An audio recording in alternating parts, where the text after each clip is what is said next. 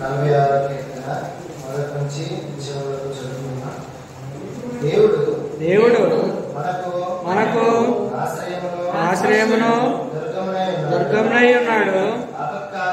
ఆపత్కాలంలో ఆయన నమ్ముకొనదగిన సహాయకుడు. కావున భూమి మార్పునందులను సముద్రములలో పర్వతములు మునిగినను వాటి జలములు పోషించుచు నురుగు కట్టినను ఆ పొంగులకు పర్వతములు కదిలినను మనము భయపడము.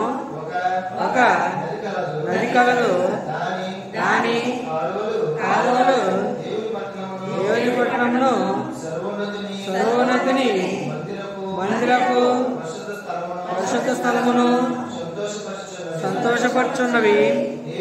దేవుడు ఆ పట్టణములో ఉన్నాడు, దానికి చరణం లేదు. అరుణోదయమున దేవుడు దానికి సహాయము చేస్తున్నాడు. జనములు ఘోషించుచున్నవి, రాజ్యములు కదులుచున్నవి. ఆయన తన కంఠధ్వని వినిపించగా భూమి కరిగిపోచున్నది. సైన్యములకు యెహోవా మనకు తోడై ఉన్నాడు.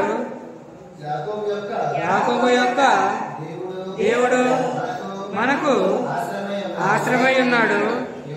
యెహోవా చేసిన కార్యములు వచ్చి చూడండి.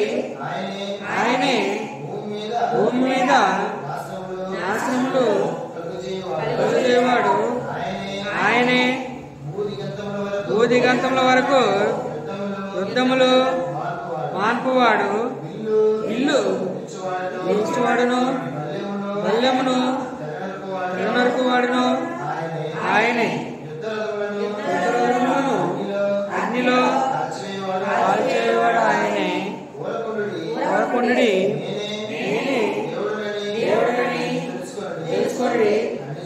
అన్ని జనులలో నేను మహోన్నతుడనగు నగుదును. భూమి మీద నేను మహోన్నతుడను.